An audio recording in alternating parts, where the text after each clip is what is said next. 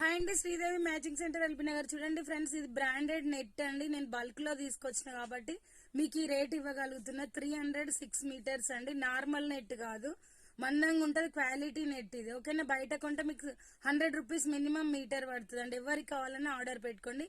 Long frock stitch చేసుకోవచ్చు, short frock, sari pair up చేయొచ్చు.